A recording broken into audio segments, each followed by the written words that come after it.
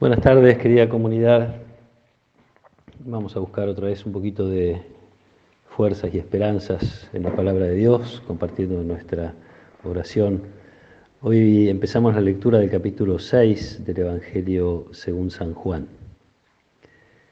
Jesús atravesó el mar de Galilea, llamado Tiberíades. Lo seguía una gran multitud al ver los signos que hacía, sanando a los enfermos. Jesús subió a la montaña y se sentó allí con sus discípulos. Se acercaba la Pascua, la fiesta de los judíos. Al levantar los ojos, Jesús vio que una gran multitud acudía a él y dijo a Felipe: ¿Dónde compraremos pan para darles de comer? Él decía esto para ponerlo a prueba, porque sabía bien lo que iba a hacer.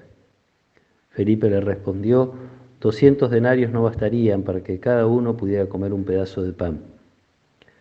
Uno de sus discípulos, Andrés, el hermano de Simón Pedro, le dijo: Aquí hay un niño que tiene 5 panes de cebada y 2 pescados, pero ¿qué es esto para tanta gente? Jesús le respondió: Háganlos sentar. Había mucho pasto en ese lugar. Todos se sentaron y eran unos 5.000 hombres. Jesús tomó los panes, dio gracias y los distribuyó a los que estaban sentados. Lo mismo hizo con los pescados, dándoles todo lo que quisieron. Cuando todos quedaron satisfechos, Jesús dijo a sus discípulos: Recojan los pedazos que sobran para que no se pierda nada. Los recogieron y llenaron 12 canastas con los pedazos que sobraron de los 5 panes de cebada. Al ver el signo que Jesús acababa de hacer, la gente decía: Este es verdaderamente el profeta que debe venir al mundo. Jesús, sabiendo que querían apoderarse de él para hacerlo rey, se retiró otra vez solo a la montaña. Palabra del Señor. Esta multiplicación de los panes da pie a un largo discurso de Jesús que será interrumpido y de alguna manera redirigido por distintas intervenciones, preguntas, reacciones de distintos grupos. A veces Juan nos habla de la gente, a veces nos habla de la multitud, otras veces de los judíos, que en su evangelio generalmente son los que presentan la oposición o las dificultades a la predicación de Jesús, y mismo de los discípulos. Y a lo largo de este discurso y de estas intervenciones, el pan adquiere como distintas significaciones. En primer lugar, uno diría el pan es signo de las necesidades humanas en general, específicamente de las necesidades materiales, pero no solo.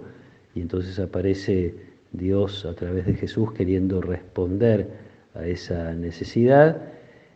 Para eso acude a los discípulos y a este niño que tiene algo para dar, a los discípulos que también buscan la manera de que estas cosas que se le pueden ofrecer a Dios a través de Jesús le lleguen a Jesús. Entonces hay como un trabajo, además de conseguir lo material, estos panes y estos peces, de los discípulos que se ocupan de ver cómo responder a la necesidad. Un signo de la vida de Jesús, un signo de la vida de la Iglesia también, que nos habla de la generosidad y veladamente nos habla un poquito también del egoísmo. Dios hace que la naturaleza dé suficientes alimentos para todo el mundo, y sabemos que hay algunos que viven en abundancia y otros que pasan hambre. Entonces la primera lectura podría ser esa. Después Jesús deja como entrever que el pan también es el pan de la palabra, es lo que alimenta la vida, es ir conociendo las verdades. Esto también está representado en el pan. Y ya hacia el final de este capítulo, lo vamos a ir leyendo a lo largo de toda la semana que viene, desde el lunes hasta el sábado. Casi al final de todas estas intervenciones, cuestiones, reclamos, quejas, todas las cosas que aparecen en torno a la multiplicación de los panes, Jesús va a revelar: el pan que yo voy a dar es mi carne para la vida del mundo. Entonces ya entra ahí la realidad de la Eucaristía. Son varias cosas que nos van a permitir a lo largo, como digo, de la próxima semana interpretar de distintos modos este pan que Jesús viene a traer, este pan que Jesús ofrece, hablando de nuestras necesidades, las necesidades de otros, materiales, espirituales, la necesidad del conocimiento, de la educación, de saber y poder elegir en la vida lo que es mejor, y de Dios mismo entregándose a través de Jesús en la Eucaristía. Para dar gracias a Dios por todos sus dones, por su generosidad, para pedir que nosotros podamos ser generosos y que cada vez haya menos injusticias en el mundo. Para eso contamos con el poder de nuestra oración. Y especialmente en el pasaje de hoy me gustaría como subrayar esta situación final, que es de algún modo un compromiso sugerido para los discípulos y para cada uno de nosotros que intentamos ser también discípulos. Jesús le dice a los discípulos que no se pierda nada, y entonces ellos recogen en canastas lo que sobró y llenan 12 canastas.